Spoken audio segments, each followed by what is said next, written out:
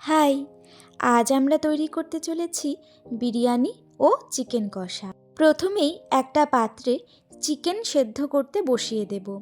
এতে দিয়ে দেব কিছুটা পরিমাণে ভিনিগার, লবণ এবং কয়েক কোয়া রসুন আমরা এখানে ঘষে দিয়ে দিচ্ছি। মাংসটা সেদ্ধ হয়ে যে স্টকটা তৈরি হবে সেটা আমরা রান্নায় ইউজ করব। তোমরা যদি আমার চ্যানেলে নতুন হয়ে থাকো তাহলে কিন্তু অবশ্যই চ্যানেলটা সাবস্ক্রাইব করে দিও।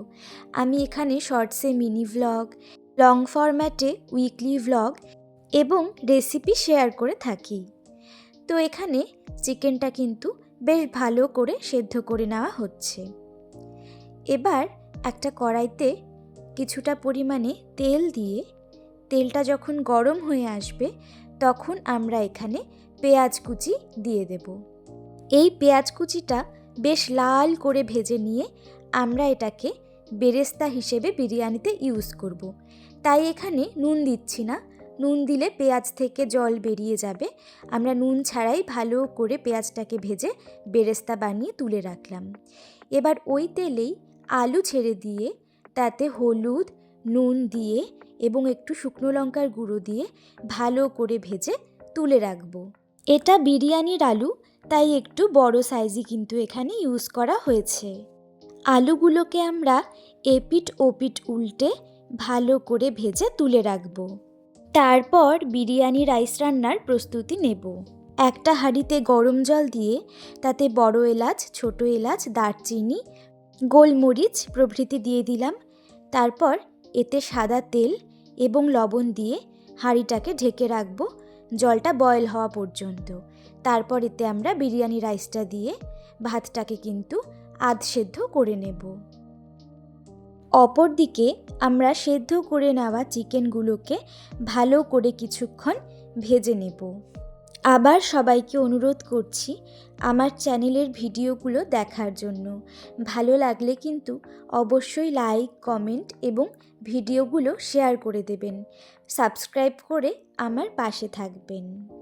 এবার কড়াইতে আরেকটু তেল দিয়ে তেল গরম হয়ে এলে এখানে চিনি দিয়ে দিচ্ছি টেস্টের ব্যালেন্স এবং ভালো রঙের জন্য। তারপর শুকনো লঙ্কা, এলাচ, দারচিনি ফোড়ন দিয়ে ফোড়নটাকে ভালো করে ভেজে নিয়ে আমরা এখানে কুচি করে রাখা পেঁয়াজ দিয়ে দেব। তারপর এটাকে ভালো করে কিছুক্ষণ ভেজে নেব। এবার আমরা এতে ভালো করে ধুয়ে রাখা চিকেনটা, এখানে আমরা দেশি মুরগি ব্যবহার করেছি, তো চিকেনটাকে আমরা দিয়ে দিলাম এবং পেঁয়াজের সঙ্গে বেশ কিছুক্ষণ ভালো করে নেড়ে চেড়ে এখানে একটা গোটা টমেটো টুকরো করে দিয়ে দিলাম। তারপর আমরা যে আদা, রসুন, পেঁয়াজ, টমেটো, লঙ্কার পেস্টটা বানিয়ে রেখেছিলাম সেই পেস্টটাও এতে দিয়ে চিকেনের সঙ্গে খুব ভালো করে কিন্তু মিশিয়ে নিচ্ছি। এই সময় আমরা এতে নুন দিয়ে দেব যাতে চিকেনটা ভালো করে সেদ্ধ হয়ে যায়। তারপর হলুদ দিয়ে দেব আর দিয়ে দেব শুকনো লঙ্কা গুঁড়ো, সেই সঙ্গে দিয়ে দিচ্ছি ধনে গুঁড়ো। আমরা জিরে গুঁড়োটা স্কিপ করেছি, আপনারা চাইলে ইউজ করতে পারেন। ভালো করে আমরা মশলার সঙ্গে চিকেনটাকে কষিয়ে নিচ্ছি অনেকটা সময় ধরে। তারপর সেদ্ধ করে রাখা মাংসের স্টকটা আমরা এতে দিয়ে দিলাম। মাংস কিন্তু বেশ ভালোই সেদ্ধ হয়ে এসেছে। এই সময় আমরা এতে একে একে আলুগুলো ছেড়ে দিচ্ছি, কারণ বিরিয়ানির আলুগুলো আমরা কিছুক্ষণ মাংসের গ্রেভিতে কষিয়ে নেব, তাহলে আলুর ভেতর ফ্লেভারটা কিন্তু খুব ভালো করেই ঢুকে যাবে। ব্যাস, কষানো কমপ্লিট হয়ে গেছে। এবার বাকি যে স্টকটা ছিল সেটাও আমরা এতে দিয়ে দিলাম। মাংস এখন ভালো করে ফুটছে, আলু এবং মাংস ভালো মতোই সেদ্ধ হয়ে এসেছে।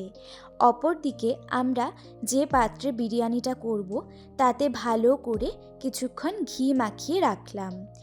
এরপর প্রথম লেয়ারে আমরা এতে কিছুটা ভাত দিয়ে দিলাম।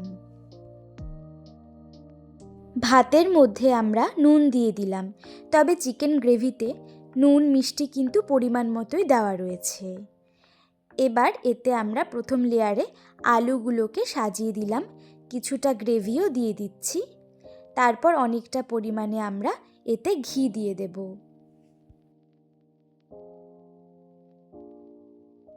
ঘিয়ের পর আমরা এখানে বেরেস্তা দিয়ে দিচ্ছি। বেরেস্তা দেওয়া কমপ্লিট হলে ভেজে রাখা চিকেনগুলোকে আমরা একে একে ভালো করে সাজিয়ে দিচ্ছি এই লেয়ারে। তারপর আমরা দিয়ে দেব বিরিয়ানি মশলা। বিরিয়ানি মশলা দেওয়ার পর দিয়ে দেব কিছুটা পরিমাণে কেওড়ার জল।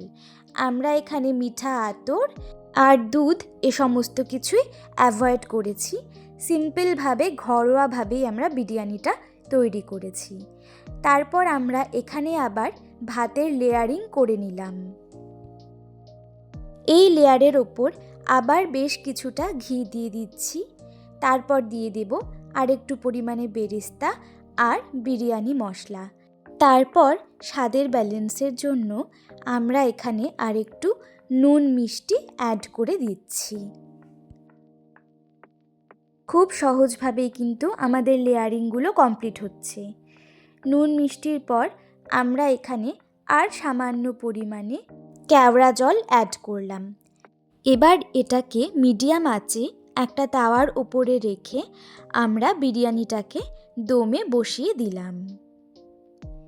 বেশ কিছুক্ষণ পর ঢাকনা খুলে দেখব আমাদের বিরিয়ানি কিন্তু কমপ্লিটলি রেডি হয়ে গেছে।